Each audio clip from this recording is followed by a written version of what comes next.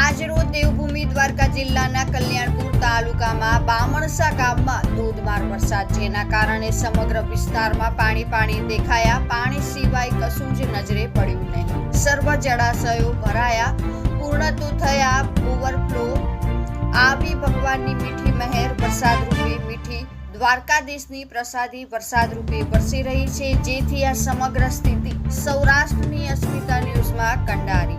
Bureau report Vanrajsinh Jadeja.